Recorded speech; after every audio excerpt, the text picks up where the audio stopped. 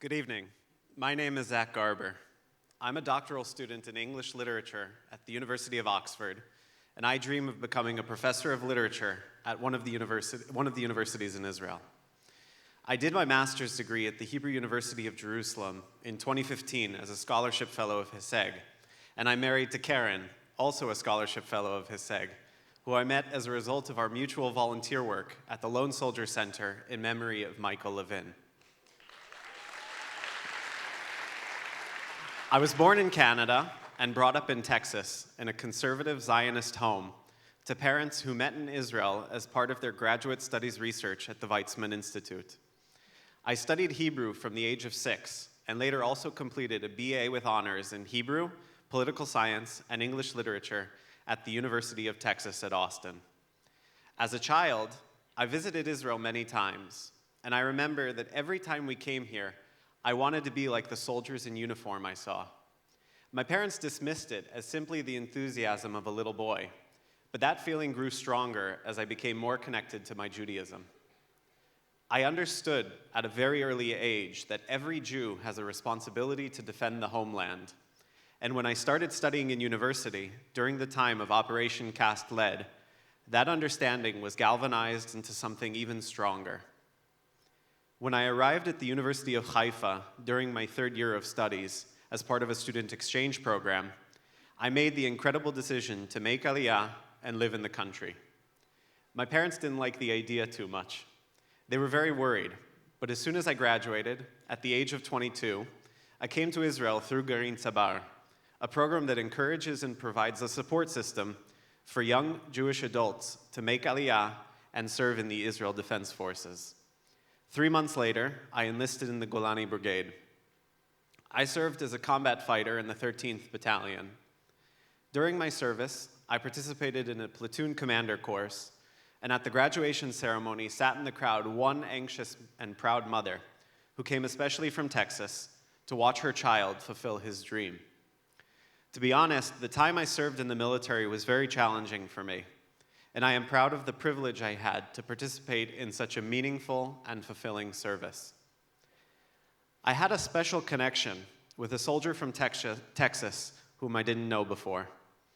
He was younger than me in age, but he had served in the military for a longer time than me, and he always knew how to provide for us, lone soldiers in the ground forces, a positive and optimistic perspective, and offer us a listening ear. Always with a smile and positive energy. Even though he was a lone soldier, he was surrounded by friends everywhere he went. The Golani Brigade in general, and the 13th Battalion where we served together in particular, were among the main combat units to take part in the ground maneuver in Gaza during Protective Edge, an IDF operation in the summer of 2014, carried out in response to rocket fire launched from the Gaza Strip into Israeli territory and to expose Hamas terror tunnels. While performing a combat mission in the Sajaiya neighborhood of Gaza City, about an hour after midnight, our company encountered several terrorist squads and a shootout ensued. Being the combat vehicle's remote weapons station operator, Sean came out to the deck of the vehicle to handle and reload the machine gun. In doing this, he exposed himself to enemy fire and put his life on the line for the success of the mission and to protect the lives of his friends in the company. During this activity, he was shot in the head and killed. If not for Operation Protective Edge, he would probably be sitting here with us tonight as an outstanding scholarship fellow, happy and joyful, just as he was in his life.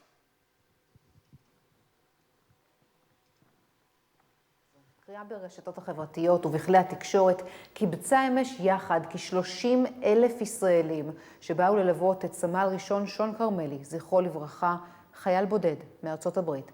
החשש היה שלהלוויה יגיעו מעטים, אך בפועל עשרות אלפים הגיעו למפגן אחדות וסולידריות כדי להצדיע לשון בדרכו האחרונה. Sean's funeral will be remembered as one of those rare moments that captivate us as a people and as a society. On that day, we forgot about left-wing or right-wing, religious or secular, center or periphery politics. On that day, even those who were not physically present at the funeral felt part of something much bigger. We were there with our hearts and souls, weeping but united. 5 years have passed. 5 years since that moment was burned into our memory. One lone soldier who in his death commanded us all to be united. Sean Karbeli, may you rest in peace. Yehi zichrecha baruch. With us tonight are Sean's father Alon and his sister Or. I am honored to invite them to the stage.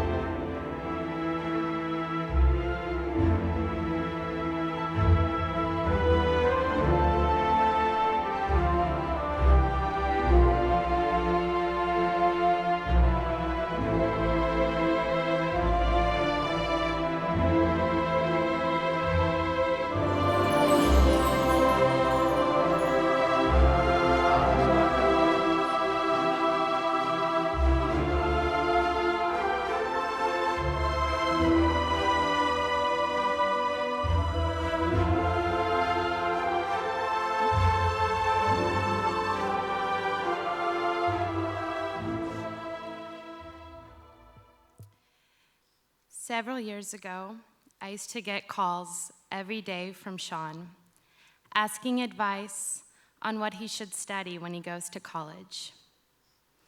He was still in the Army, on base, in uniform, and imagining all the opportunities that fit his passions and dreams for the future. Criminology, sports psychology, business management, those are just some of the degrees he was interested in. He didn't know what would be in store for him. No one ever knows. As his older sister, who attended several schools and changed majors a few times, Sean confided in me. He thought I would know the answer to his prospective career choice. But I didn't know the answer. All I could think about was how ambitious he was. Sean grew up in the US and knew how college life works over there. He'd get excited by it too. The fraternities and sororities, theme parties, spring break. That's what I thought he cared about.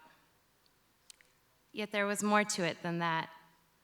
Finding out where and what he wanted to learn was a big deal for him. It's a big deal for everyone. It predisposes your life. When you enroll in higher education, you begin to ripen and build your foundation for the rest of your life. You selectively choose your major and commit to at least several years of study. But like I said, we don't really know anything that will happen in our lives. Our paths can quickly change, and we may find ourselves stuck, maybe leaning towards a different path, or even just pressured by intentions we set for ourselves. As young adults who are entering a new and prominent stage, you will be burdened by excessively hard work, impractical deadlines, and periods of abundant stress. You will also study some incredible truths and meet fascinating people and friends for life. But most of all, you will learn about who you really are. And that's what I believe is the most important part of attending a university.